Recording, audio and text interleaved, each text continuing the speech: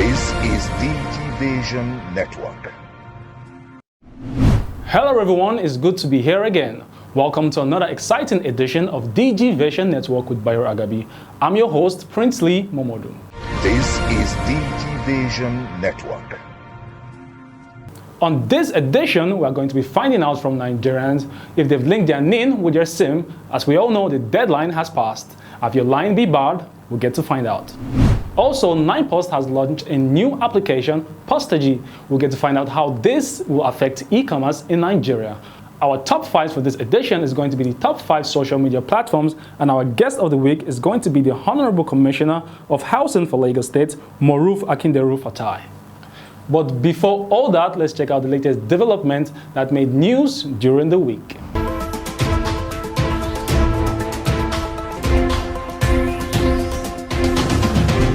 The rise in oil prices leading to higher diesel prices, the fuel that powers a large part of industrial and commercial activities in the Nigerian economy, has had its ripples felt throughout the economy, from manufacturing giants through medium-sized enterprises to small-scale organizations.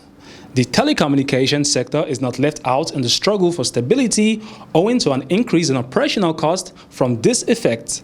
And this was part of key issues contained in a press conference organized by the Association of Licensed Telecoms Operators of Nigeria, ATLON, on the 31st of March. Chairman of ATLON, Mr. Gbenga Adebayo, called on an immediate intervention from the federal government to support the crucial sector, warning that failure to do so will lead to an upward review of prices by telcos, an action which impact will be had on Nigerians. We will be approaching government for some form of intervention. So we are mindful about the high cost of living. We are mindful about the implication of this on the economy and on citizens. And so we are not going to talk about direct price increase, though there is need for that as we speak, but we will be approaching government for some kind of intervention to cushion the effect of that on us as an industry. If that is done, we think that we'll be able to continue to provide services for the people in a way that will activate like we call it. However, there's a proviso to that. And that's that if we are unable to get any form of intervention, in whatever form, we need to approach our regulator to do what we call realistic pricing, which we think will reflect the dynamics of cost of business today.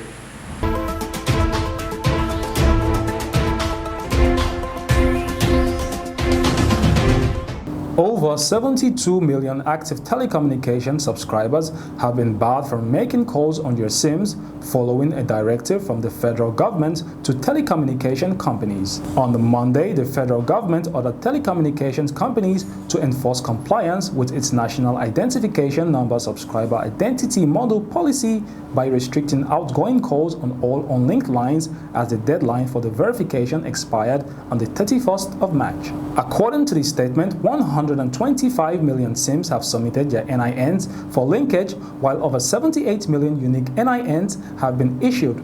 It said the deadline for the NIN-Sim linkage have been extended on multiple occasions to allow Nigerians comply with the policy. This statement also stated President Muhammadu Buhari has approved the implementation of the policy with effect from April 4, 2022. Consequently, the federal government has directed all telcos to strictly enforce the policy on all SIMs issued, existing and new, in Nigeria.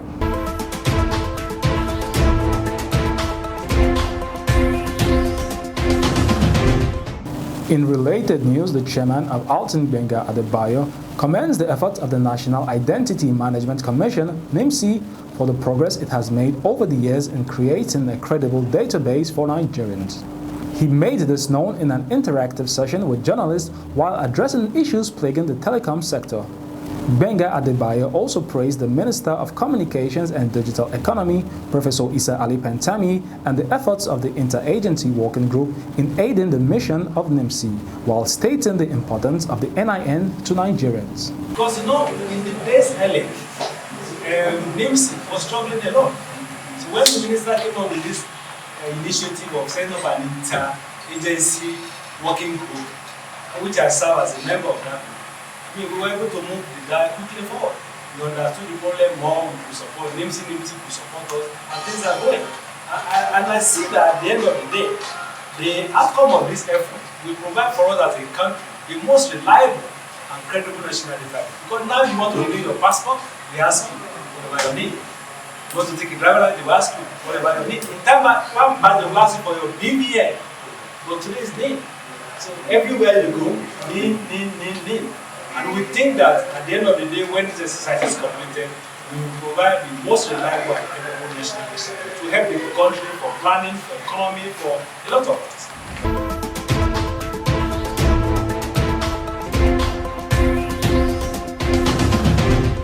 Elon Musk has taken a major stake in Twitter. Regulatory filings showed on Monday, sending the social media network stock soaring and igniting speculations he could seek an active role in its operations.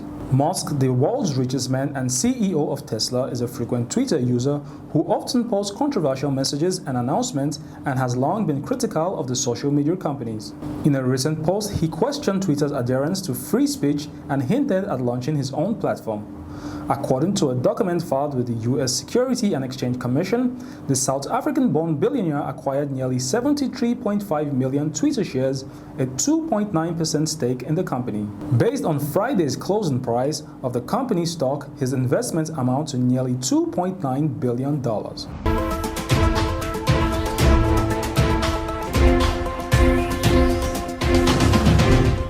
You're still watching DigiVision Network. As you heard on the news, the federal government has ordered telcos to bar lines that haven't been linked with their NIN. Now, have you linked yours? And if you haven't, why not? And if you haven't also, have your line been barred yet? We went to the street to find out from Nigerians about this. Enjoy this. Your NIN. Yes. Have you linked your NIN to your SIM card? Yes. Okay. Have they blocked your line? Yes. And you have linked your NIN to your SIM card. What was the issue? The issue is that I linked my NIN sometime January this year. Okay. And the message I got was line being linked successful. And to my surprise, last night I was making call. Last night was Monday night. I was on call, actually on a business call, and all of a sudden my phone goes off, and then the message I got was SIM not valid, and I was surprised. So I removed the SIM and clean and inside with another phone, the same message. So I have to okay, let me go to MTN office and confirm. You linked your NIN? Yes, I have. Okay, that means you have done your NIN. You have your NIN number already. Yes. When did you do it? I did it the first time the government started talking about it, that we should link our NINs with our phones. Did you encounter any issues at all when you were doing it? None at all. It was quite easy. Okay, on the issue of people that have been blocked now, what do you think about it? It's a sad situation, but it's the real situation in Nigeria. People are told to do things and they don't do it when they are supposed to do it until when either the law is against them or they find out they have to pay a penalty. That's when people start rushing. So when I saw this crowd this morning, I was just laughing that where were all these people when they were advertising that go and link your phone, go and link your phone. So okay, have you done your NIN? No, not really. Actually, when I bought my line, it's up to 10 years now. But recently there was been warning me about go and link your NNI to your MTN. But I thought it's something that is not useful or just the main talks like that. To this extent, yesterday, I used my line to call my clients because I'm also into a logistic company. You understand? This morning, I wake up in the morning. I saw a missed call on my phone. I wanted to call the person that called me, and it's like, you can't call. You can only receive call, but you cannot call. I was like, maybe because I was using two phones. One is Android and one is a normal phone. I thought maybe the Android is having fault. I decided to switch my SIM to the small one, and it's still saying the same thing before. My president, I said, okay, maybe let me went to the MTN office to rectify the issue. Getting there to see the lot of crowds, people standing there, they were saying that the issue of those NNI is real. Miss Blessing, have you done your NIN? No. Okay, why all this while that the government have to say you should do, why didn't you do it? You know, I'm doing business. I don't have time. Maybe when I go, I'll see crowd. I'll go back to work. So I don't know. Any day you have chance, now maybe something like Saturday, where you go, they will not come. They will tell you maybe you come upper week, but I don't understand. John, have you linked your SIM card to your NIN? Yeah, I've already linked my SIM card. When did you do that? Was it before the deadline day? Before the deadline day, I've done my stuff. Okay, and there was not any issue when you were collecting your NIN or when you were trying to link your NIN to your SIM card? No, we don't have any issue. The only thing we go to is just for you to register your NIN and you link it up. Doesn't have any difficulties or any procedures. Okay. Yeah. Agabi, welcome you to this new ride. A digital ride that takes you into the lifestyle experience of innovation, tech impact, and new business frontiers. This is DigiVision Network. On a weekly basis, we keep you well informed of developments and trends. Now the tech ecosystem is impacting politics, business, public and private enterprise management, plus how the new digital life can transform your business. I am Bayero Agabi. Join us. This is DigiVision Network with Bayero Agabi. Remember, DigiVision is your one-stop to get information on ICT, business, lifestyle, and technology. You can follow us on www.youtube.com/DigiVision Network or go to our website, www.digivisionnetwork for more information. Now, PostG is a new application launched by NIPOST to help with e-commerce and logistics in the country. Now, how will this benefit Nigerians across all borders of the nation? Watch out in this report. On behalf of my Moruf Akinderu-fatai, I hereby unveil the motorbikes. Nigerian Postal Service, NIPOST, has unveiled its new application, PostG, to enable it to fulfill offline and online orders with ease, in accordance to the digital drive of the Minister of Communications and Digital Economy, Professor Isa Ali Ibrahim Pantami. According to the agency, this mobile solution platform that harnesses technological innovation will help NIPOST to transform its services. Speaking during the unveiling of the application, the Postmaster General of the Federation, Mr. Ismail Adewusi, represented by NIPOST Director of Operations, Mr. Victor Udugele, said with this innovation, NIPOST has left its analog operation behind and embraced a technological solution in its bid to offer quality services to Nigerians. The post continues to serve as an essential instrument of economic and social development in Nigeria. Just as the federal government has embarked on a comprehensive reform and unbundling of the postal sector to make it responsive to consumer demands through the provision of high quality and affordable universal postal services to citizens. On his part, the General Manager, E-Commerce NIPOST, Mr. Olada Boadekunle, said the event marks the rejigging of the purpose to reposition the agency as the leader in the e-commerce and logistics sector in Nigeria. Nigeria Post is poised to enable the e-commerce and logistics sector for excellence through its network and provision of enabling infrastructure. This is just the starting point to leveraging the post and its efficiency. We are set to efficiently and effectively operate the soon-to-be unveiled product, PostG Nigeria, according to global best practices.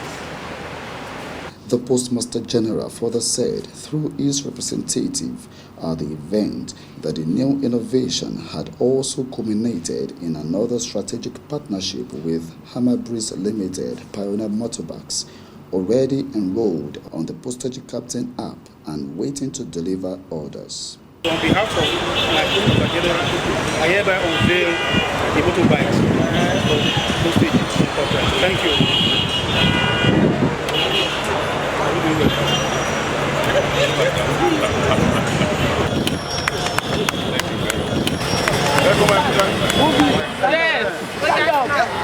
So as it is now, this will be another revenue base for NIPOST, and it's also adds to our intention to serve members of the public.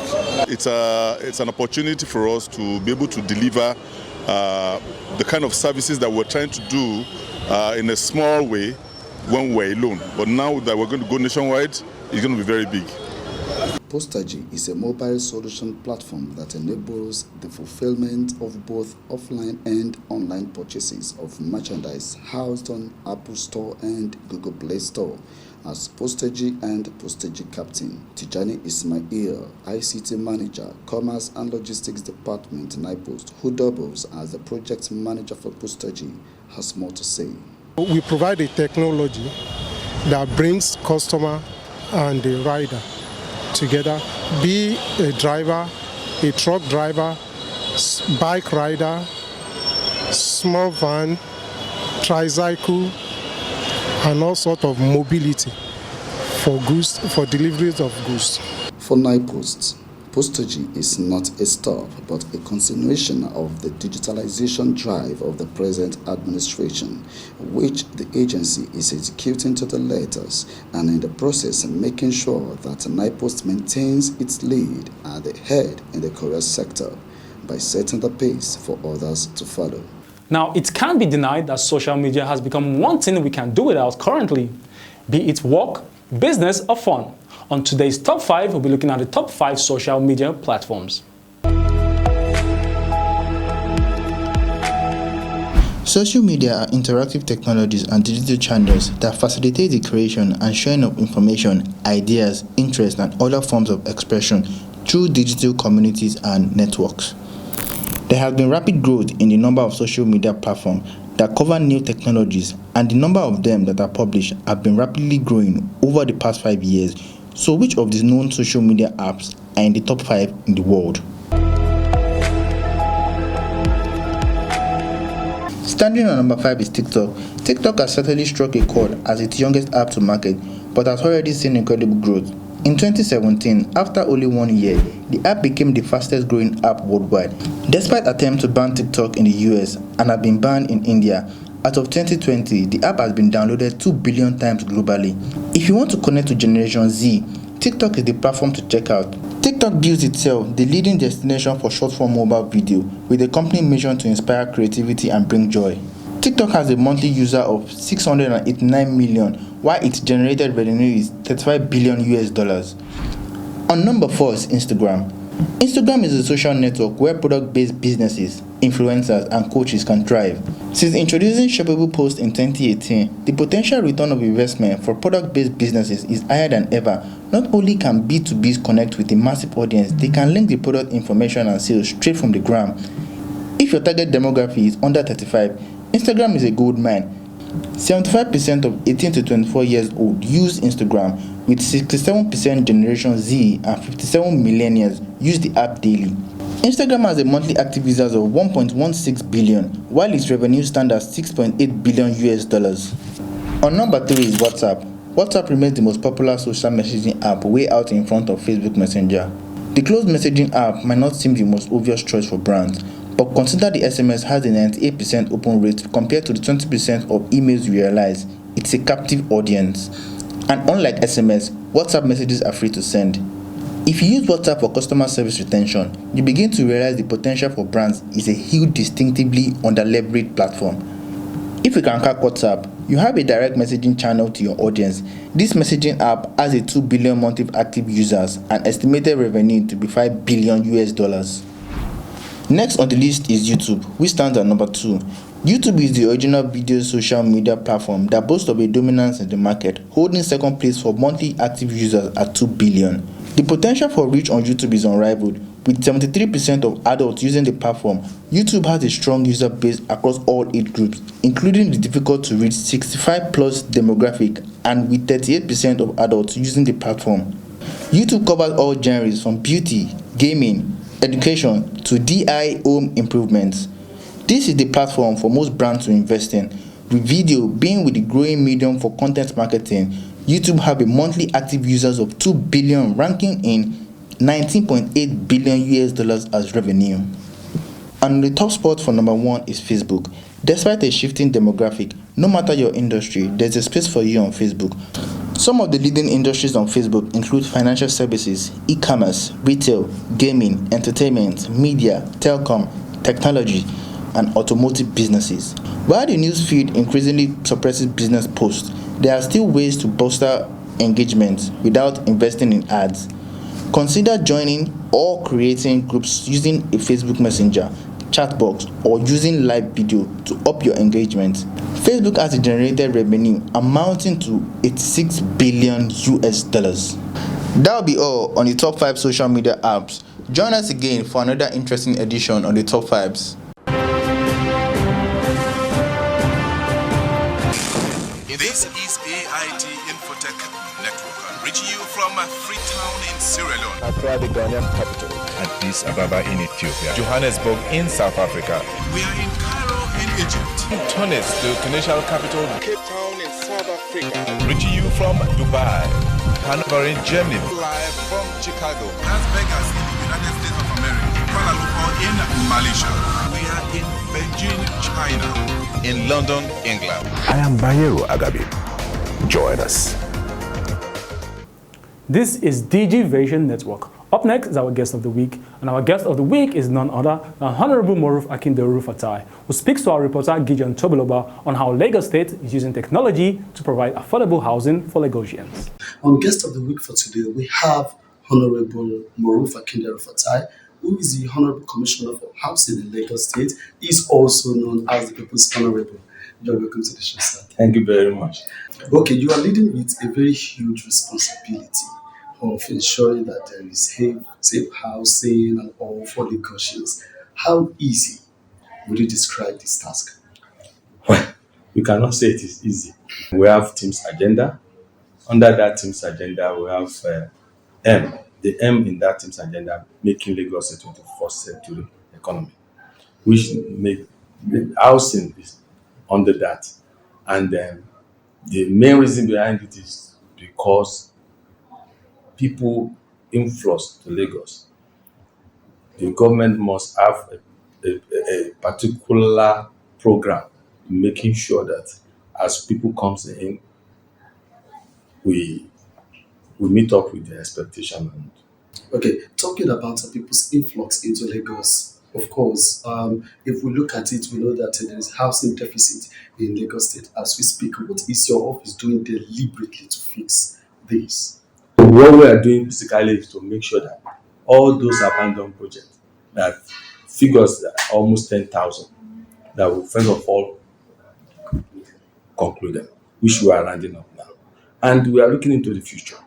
We see the level of influx into Lagos. Lagos is suffering from prosperity, and people are coming in there to live here and without any address.